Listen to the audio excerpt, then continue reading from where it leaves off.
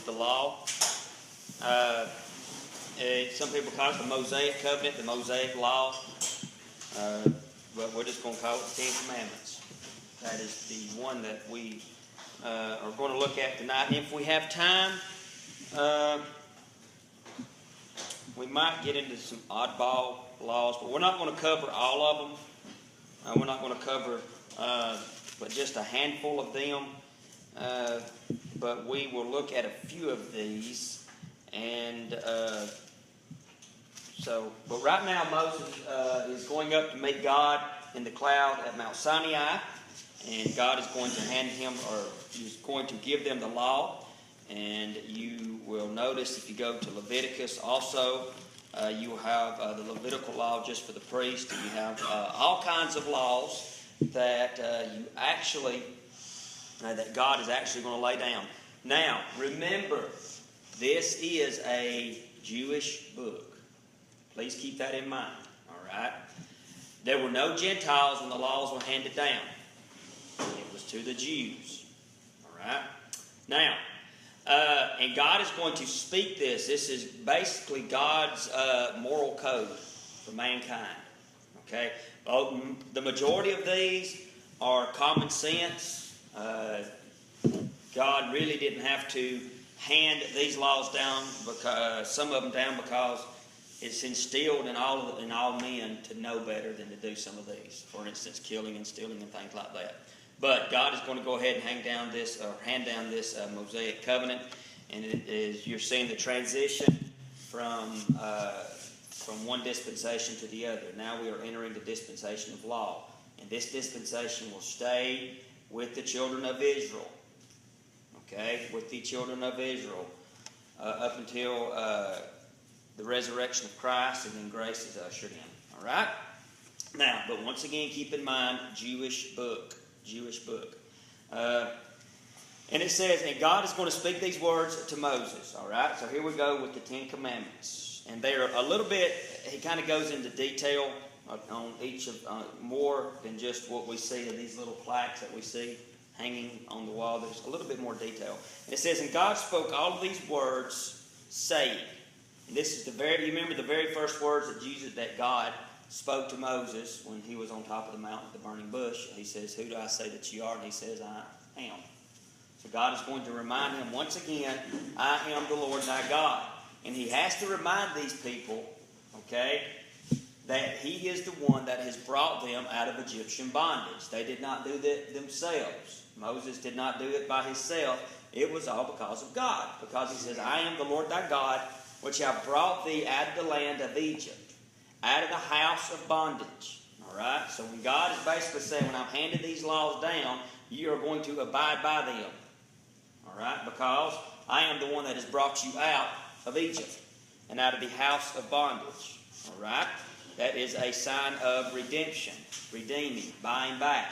That is a type of you being on a slave block, someone coming up and buying you, purchasing you off that slave block, and then setting you free.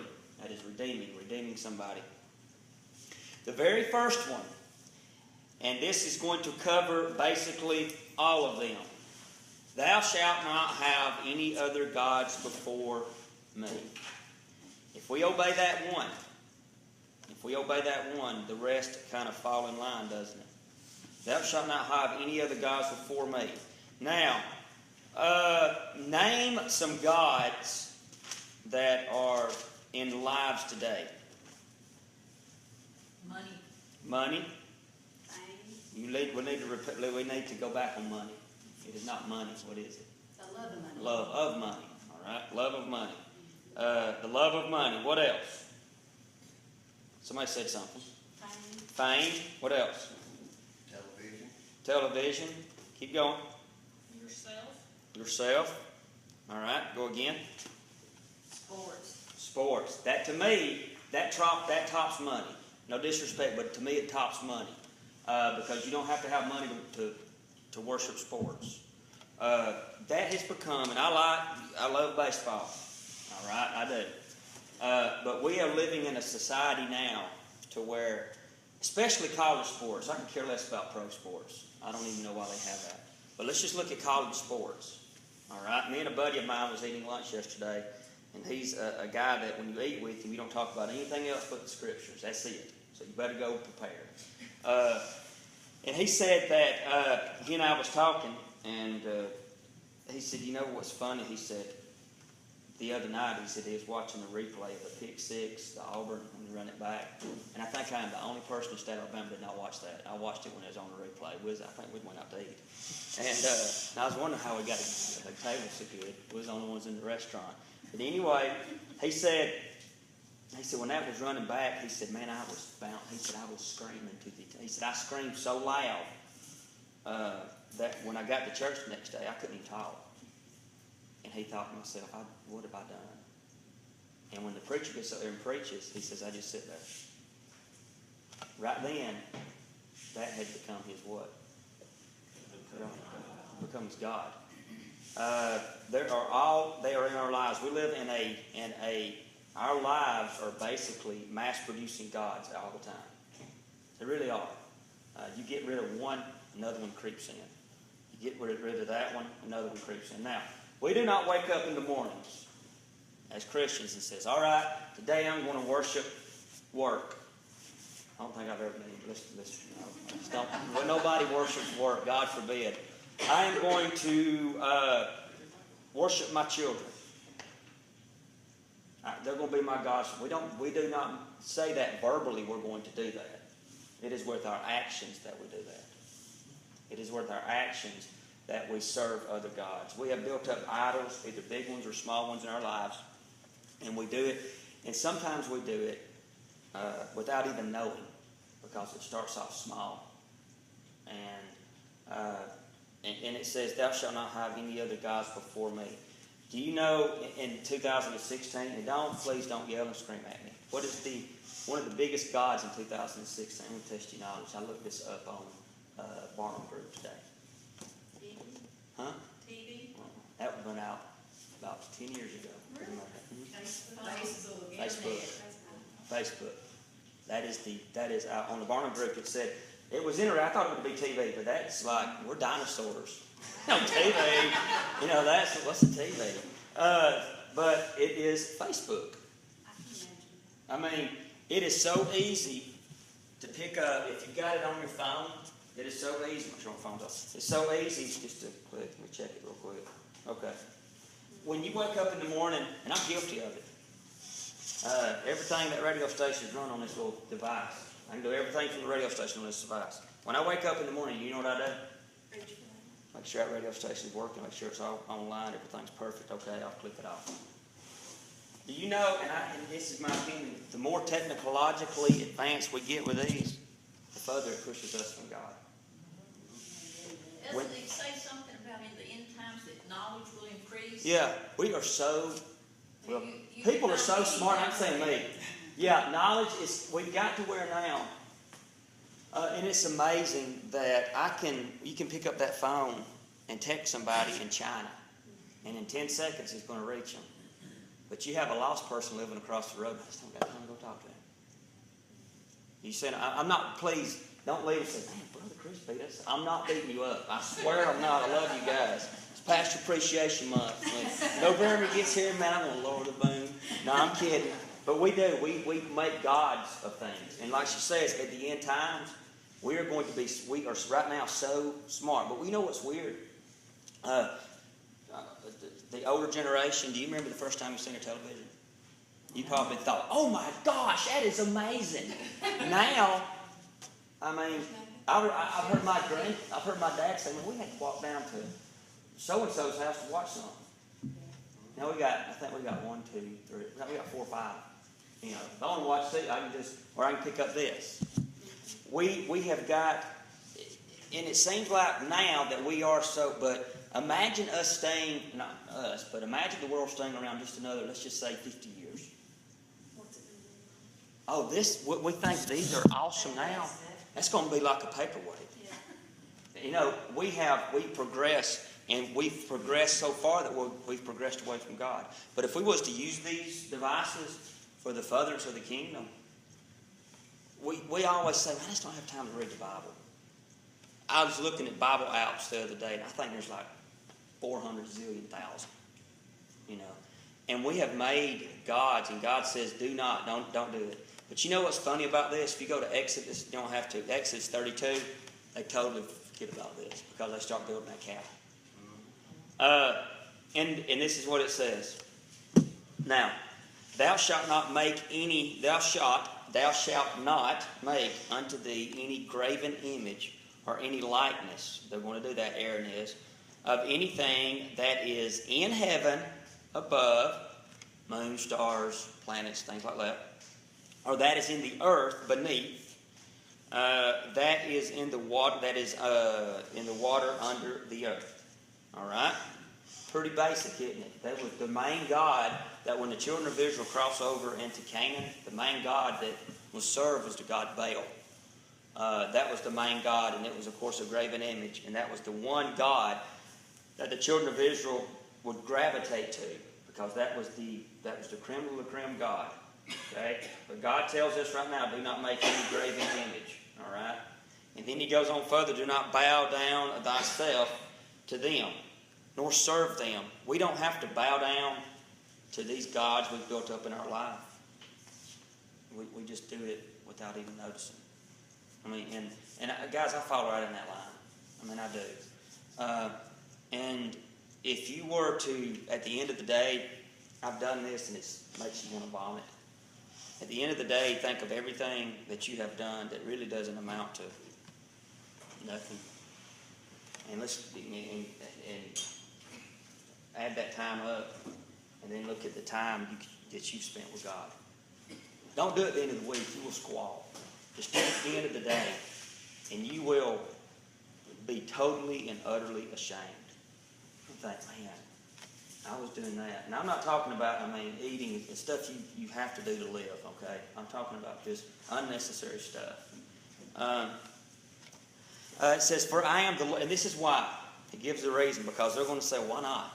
This is the reason. For I am the Lord thy God, and I am a jealous God. That is one of God's attributes that we don't like to talk about. When we talk about God's attributes, we like to talk about Him being loving, and kind, and fair, and peaceful, and all that. But the jealousy is what He's talking about. And you say, well, what kind of jealousy is that? It's pretty self-explanatory. He does not like anything coming between Him and you. He is jealous. The very first time you guys fell in love with your significant other, if you would have called somebody else looking at them, what is it? Is it jealousy? It's called the green-eyed monster. That's what. Multiply that times a zillion, and that's how God looks when we put other things in our lives before Him. He says, I am a jealous God. I will not deal with it. I will not put up with it. And then he goes on. Now, this is a very misunderstood saying right here. Visiting the iniquity of the fathers upon the children unto the third and fourth generation of them that hate me. A lot of people will say, well, if you do that, then for the next 4 generations, God's going to hate your generation. That's not what that's talking about. Monkey see, monkey do. If my children see that I am anti-God, I don't want anything to do with God, guess what's going to usually happen? They're going to fall in line. And if their children see them do it, guess what's going to happen? It's going to fall in line. It's generational. That is what God is. That's what basically this is describing. Your kids see you do it, they're going to do it. And it's no longer do as I say, don't do as I do. They're going to do as you do. All right? And then it says, and showing mercy unto thousands of them that love me and keep my commandments. And we're going to get into that here in a second. Thou shalt not take the Lord thy God's name in vain, for the Lord will not hold him guiltless that taketh his name in vain. Now, verse 8. All right. Don't throw rocks. Don't stone me or anything. Remember the Sabbath day to keep it holy. I've written all these verses up here about the Sabbath. There's a whole bunch more. All right.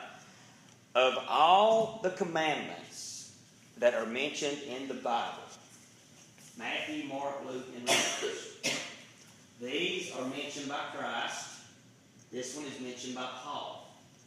And we're going to look at them if we got time. Let me look. Matthew 19:16.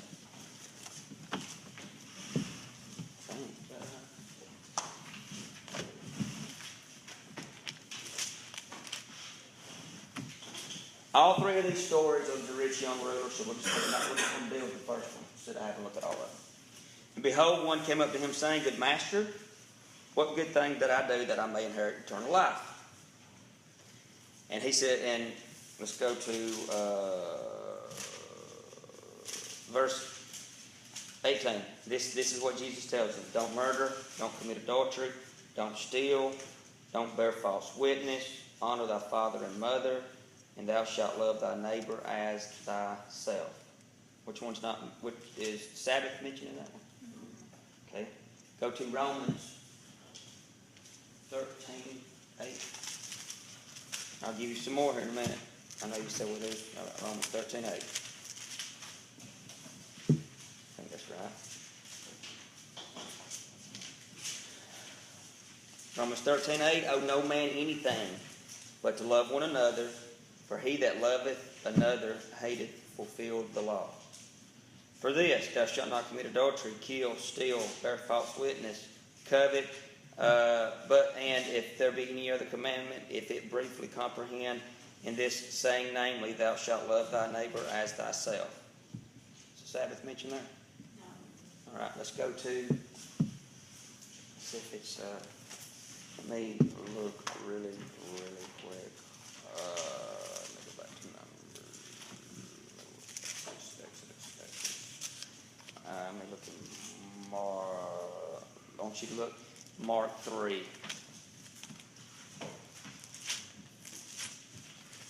It's one of my favorite stories about Christ. Let me find it. I gotta find something else.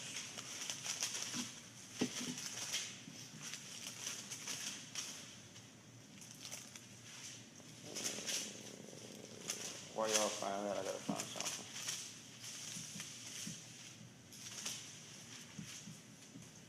Okay, Mark 3. And he entered again into the synagogue, and there was a man there with a withered hand, and they watched him whether he would heal on what day? That they might do what? Accuse. And he said unto the man with the withered hand, Stand forth. And this is the questions he's going to ask. Is it good to do? Is it lawful to do good on the Sabbath, or evil to save or to kill? And they held their peace. And I want you to look how Jesus looks at them when they begin to worship their Sabbath. And when he looked around about them with what? Anger. We can get mad, but guess how mad God can get? Being grieved of the hardness of their hearts. And he saith unto the man, Stretch forth his hand. And when he stretched out, and his hand was restored whole as the other. Jesus just broke a commandment, didn't he? Okay. Now, Colossians 2. Colossians 2. I'm reading all this, building my foundation before I make a statement. And Colossians 2:16. This is Paul writing to the church. All right? Colossians 2. Let no man therefore judge you in meat or in drink, or in respect of a holy day, or of the new moon or the Sabbath days. Let no man judge you, which are a shadow. The things I just read.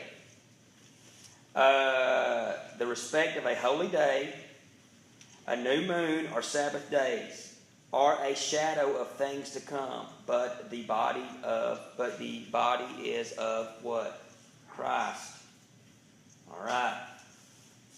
The Sabbath day is a shadow of Christ.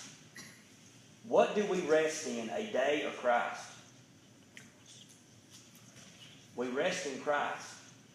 We do not rest in a day. Paul just said, you do not rest in a day. And I'm going to explain even more. In Exodus and also Ezekiel, the Sabbath day was assigned to the, what book is this? A Jewish book. When you're studying Old Testament, what nation is this dedicated to? The Jews. All right, go to Exodus 31.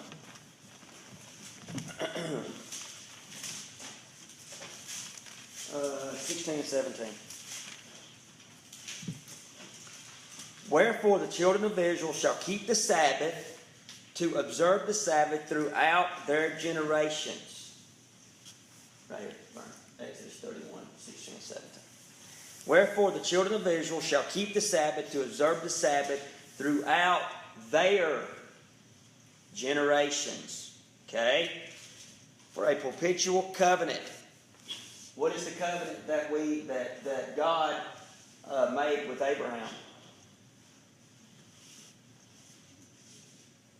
I'm going to make you a ruler. I'm going to make you like nations, stars, and you know the whole deal. It is a sign, the Sabbath. It is a sign between me and who? Children of Israel. Please remember that. Forever.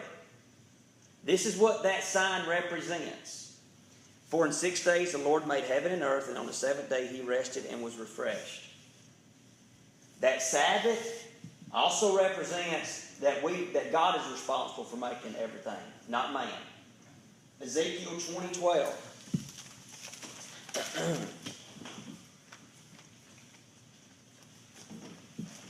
Has anybody ever read these verses before?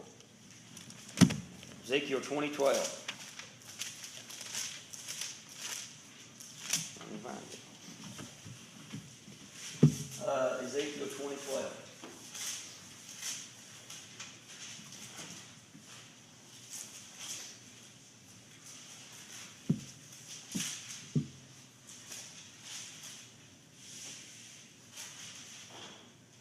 All right.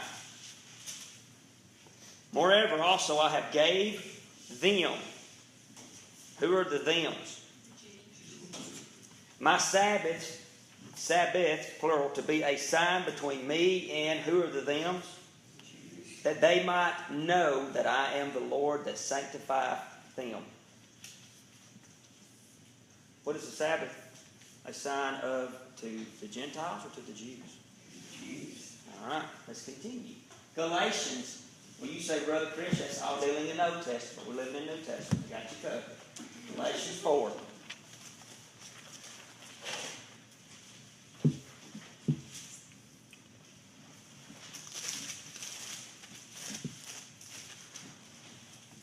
Uh, 10 and 11. This should drive it home, but I'm going to go further. Galatians 4. This is Paul writing to the church of Galatia.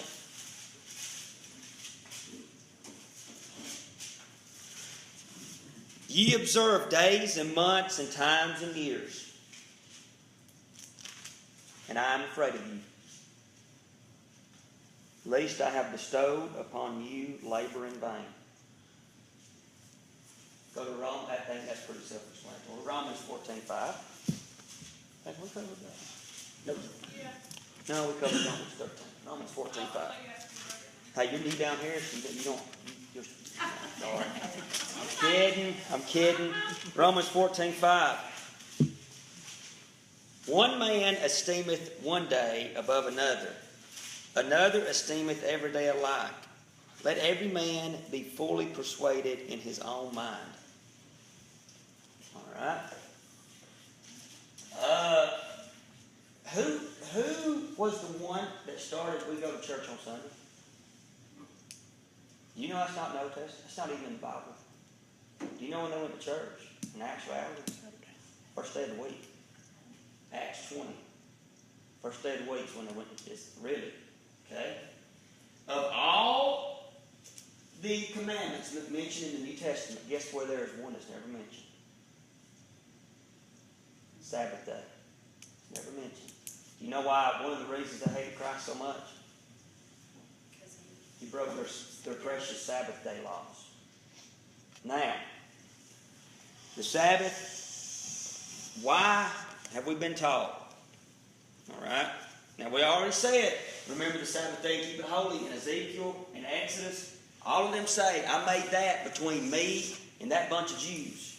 And the reason I made it between me and them Jews is so they remember I'm God. All right? That Mosaic covenant. All right? Why do we not, and please don't get mad if you don't, okay? Really don't. Why do we not, let's just say moral yards on Sunday? Just give, I was gonna say. that is, thank you, Miss Faye. People look down, because they do it up north. Yeah. And they do it in the cities, they don't do it. Where's that at in the down Bible?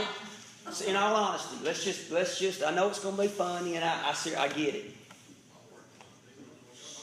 My daddy and mother told us not to do anything on the Sabbath because we were supposed to keep the Sabbath day holy. And at that time, we were taught that Sunday was the Sabbath. Yeah. Okay, but did they, and I'm not pleased, did they ever read Exodus and Ezekiel? It says, I made that day between me and the Jews. They probably didn't realize. They didn't realize. I was with you. If God forbid Roger Watkins ever seen me do anything on Sunday, he'd come across Parkinson's and neuropathy and all. I mean, he would. And I've asked people, and that is the question I was best to answer. I've asked people, why don't we do this on Sunday? This is the reason. It's the way it was taught. Okay, if you're raised by a bunch of bootleggers, guess what they're going to teach you? How to make moonshine. I mean, You let them go fishing on Sunday. yeah. Oh, that's another. I mean, okay, is that in the scriptures? No. People probably had to fish to eat. On Sunday? Yes, yeah, okay. Now, you say, well, they didn't go pick up manna on Sunday. Guess what? There wasn't no Gentiles in there. That's right. It's Jews. That's Jews. Now, and then you say, well, what about Paul says if you do something that offends, he says it's meat. Guess what you have to do to survive? Eat. He says, I am to a point that if meat bothers my brother, I'm going to eat it. They're still dealing, when Paul's writing this, with idol worship and sacrificing to an idol. And they would take that meat and then partake it. That's what Paul's talking about. But what we've done, and I'm with you, hey, that's the way I was raised. We've been taught we don't do that. And the last church I was at, I was teaching this, and when I started it, I swear, people was looking at me like, how dare you? How dare, I mean, in all honesty, I thought, oh, Lord, I've opened up a can. So that's when I go over this, I try to make it, He said, and I asked a question, I said, and same question, I answered. Because I was taught that, and my grandmother told me not to, and I respect my grandmother. Awesome. Awesome. All right, well, let's just strip this thing down. All right. If we say, let's just say that we're going to keep the Sabbath holy. All right? We don't do that, we've got to keep it holy. Do you know what? Not going home and watching TV all day. Do you know what you got to do to keep it holy? Sit your hind end down and don't do nothing. Can't come to church. You know why? If you travel too far. Travel too far. If you put a key in there, it's work. Can't drink your car. Well, I walk. Jews back then could only walk a little less than a half a mile away. That's as far as they could go. And guess what we like to do after Sunday morning service? Okay. All right. I know it's funny. I mean, it is. This is how goofy we have become. Yeah. Who are we making work? People in the restaurant. People in the restaurant. But we shouldn't be working. But we're going to make you work. Do you see how? I've heard of pastors that wouldn't do that because it was making other people work and they wouldn't go out and eat. But do they get gas on Sunday? Yeah, or do they eat on Sunday? Yeah, they're going to eat. Yeah. Somebody got to cook. I mean, but do you see, and once you sit down and think of this, you can put this on the internet. Once you sit down, you can. Once you sit down and think about this Sabbath day rule, it is, if you study it, the Pharisees had so many rules that you could not do on the Sabbath. The Jews hated to see that day come. You know, some of us remember the blue laws. Yeah, blue law. I've heard of them that Yeah. Nothing was open. nothing was open. But guess what? Jesus Christ. Who? Coleman's, not too many years ago, when the kids were in high school, we went over there for a band competition and we had downtime, so we thought we'd go to Walmart. Oh, no, we didn't. Because Grandma told them they couldn't open it up. And this is the thing, can't fish on Sunday. That is really just blows my. What am I doing wrong? And it's always fishing. It's never baseball. It's all for some of it's just fishing. All right. what am I doing wrong? Let me explain something about Daddy not fishing on Sunday. Okay. Daddy said, son said, if we go fishing on Sunday, somebody's lost, see us out there fishing. That's right. And they will think, well, I'm just as good as they are, they're fishing on Sunday, and they're supposed to be Christians, and I'm lost, and I'm fishing. But Paul also says, if I have to become something else to win somebody to Christ, I'm going to be. So he would not allow us to fish on Sunday because it might influence somebody, a lost person, the wrong way. So you see, this Sabbath day thing, it's really, there was 39 things. 39 of them. When you get home, look them up. Couldn't sew a button on, couldn't take a button off. In all honesty, couldn't tie a ribbon, couldn't untie a ribbon. You could not write over, I think, 7 letters. If you're going to write somebody, you got to write 7 letters. That's it. And when the Jews would see this day coming, they'd think, gosh, I wish Sunday wouldn't. I heard just hurry up and get it over with because I don't want to do nothing. Because if I get caught doing something, I'm going to get killed. Exodus and Ezekiel, and Miss Van, glad you said that. When I said, did they ever, this is the root. They didn't know it was in there. Nothing against them. Nothing against them. But we tend to take one verse, okay, and we do not look at the whole context of it. All right? We look at it like in the days of Christopher Columbus. The world's flat, and the reason the world's flat is because we've been told it's flat. Tanner. All right? And that is the thing. When we say, when you start questioning, and I understand there's people that will question you on this, and they can be real jerks about it, really. I mean, why don't you do something on Sunday? Don't say Bible you can't. We need to, when you say, why don't you do this on Sunday, 99% of the time they are going to be, their answer is going to be, because that is what I was taught. What I was taught. Well, why did they teach you that? Because they was taught that.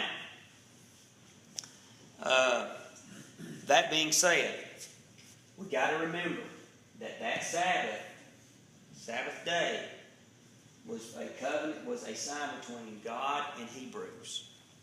Now, everybody's going to run home and say, Watkins said we can fish and hunt and don't get on Facebook and do any of that mess, all right? Because I'm going to say, no, I didn't. We're going to send this to Chick-fil-A. Yeah, all right. And there is another reason.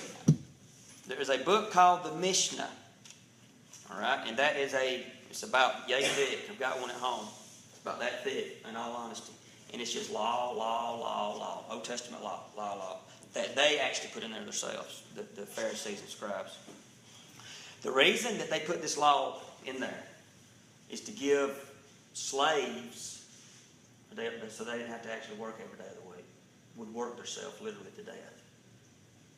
So, y'all need some time off. So, Saturday, Sunday, don't do nothing. Y'all just rest. You've worked 6 days. And I'm not saying it's not like an 8-hour. They worked literally from daylight to dark. That is another reason that's how they observe that. So, you have to remember when you're dealing with that day, just please keep very open-minded. Most people use the excuse the Sabbath's on Saturday. So if you can mow your yards on Sunday, you Yeah. don't not do nothing on Saturday, like, a lot of Seventh-day Adventists and people. Yeah. True, but we just read that Paul says, you people that observe that one day, I'm scared of you. And listen, when Paul says, I'm going to go back again. I think was it Galatians? No, it was the wrong. No, it's Galatians 4:10. I told you. Yes, Galatians 4:10. Ye observe days, months, times, and years. I am afraid of you. Nothing scared Paul but one thing. He'd been shipwrecked how many times? More than Gilligan. Beaten to death. He died. Okay, because he said, remember, I got caught up into heaven. I can't even tell you what it's like. There was one thing that scared him. People that observed just that day. He said, I'm afraid of you. So, do you look at the Sabbath in a whole different light now? Or are you still going to do nothing because Mama said you could?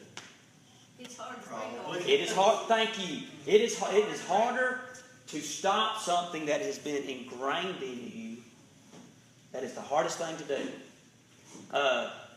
If I was, it is just, that is something. And now, if you still want to leave, say, I'm not going, hey, I totally, fine, great, I totally respect you. I Well, have. there is one good thing about that, if not doing it, if you still don't want to do, we don't spend enough time with God as it is. I know. If you aren't doing anything else, maybe you won't watch TV all afternoon.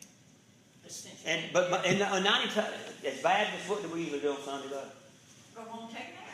Okay, so we literally take that to the, all right. Rest. We rest. No, there's a difference between resting and going to bed. Anyway, maybe you got a whole new sense of that. And it's, what's weird is what Jesus got angry twice, 3 times. The first time he went and cleaned out the temple. The second time he went and cleaned out the temple. The first time he went was at the very beginning of his ministry. The last time was towards the end of his ministry. And when he looked around on them with anger. Okay? And God and Jesus Christ actually basically said, if you got an ox in a ditch, what are you going to do?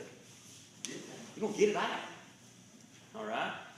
All right. So maybe you guys, when Sunday rolls around, if I drive by y'all's house, if it ever starts raining again, y'all's ponds fill up. And if I drive by and see y'all, if I see Ross Luther fishing, I'm going to roll my window and go, hey there! Get to church! All right. Remember the Sabbath day to keep it holy. 6 days I shall bear labor and do all work. But in the 7 days, the Sabbath day of the Lord, shall do any work, neither son nor daughter, thy manservant or maidservant, nor thy cattle, nor thy stranger that is within my gates. Honor thy father and mother, verse 12. Don't kill, don't commit adultery, don't steal. These are basically self-explanatory. I just want to kind of run through them. Don't bear false witness against thy neighbor. Thou shalt not covet thy neighbor's house, wife. I know what y'all laughing at. It's an inside joke between us. Excuse me, I'm That's sorry. funny. It's an inside joke. And all the people saw the now this is how God, it is still funny. Now, this is how God is going to basically seal this deal. All the people saw the thunderings and the lightnings, and the noise of the trumpets, and the mountains smoking, And when the people saw it, they removed and stood afar off. Again, goes back to next week, what kind of God that we serve. And they said unto Moses, we went over this last week, Speak thou with us, and we will hear. But let not God speak with us, lest we die. And God basically, let's go again to Moses, verse 20, said unto the people, Fear not, for God is come to prove you, and that his fear may be before your faces, that ye sin not. Look in verse 23. And ye shall not make with me gold, silver, neither shall ye make unto you gods of gold. You shall not make with me. You know what he's saying there? Don't try to build a god and say it's me. All right? This is interesting. In the altar of earth thou shalt make unto me. The very first altar that we find is actually the altar that Noah builds. You remember after the rainbow comes out and he offers up burnt sacrifices. We'll go over these next week in more depth. I just want to kind of hit them real quick. The altar of earth shall make unto me that they sacrifice burnt offerings and peace offerings. We'll look at burnt and peace offerings next week, I promise. We'll kind of go into depth in them.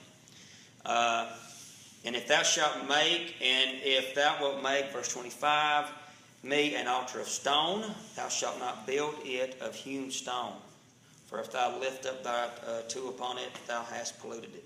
So if you're going to make an altar of stone, you couldn't carve out the stone. You just had to find it and place it the best way you could. And this is basically an unusual verse. Neither shall thou go up by steps of mine altar, that thy nakedness be not discovered therein. Neither shall thou go up. You know what these priests wore back then? Under the robes? Nothing. All right? I think that's pretty well. You don't build a bunch of steps and you're up there and everybody's like, that is what that, I know it's funny, but that's what that means. So you can actually see God has a sense of humor, really. I mean, in all honesty. All right? So that is it. There's really 5 offerings, but the ones he's going to focus on right now is going to be the peace offering and the burnt offering. All right? And these are all are really pertain to Christ. If you want to study up on these offerings, you can go to Leviticus chapter 1. Also Leviticus, we'll look at them. Leviticus chapter 1, you have the burnt offering. Leviticus chapter 2, you have the meat offering. And actually it's not even meats involved, it's flour. Leviticus chapter 3 is a peace offering. Leviticus chapter 4 is the sin offering. And Leviticus chapter 5 deals with a trespass offering. So those are your offerings. And we'll look at those 2 next week.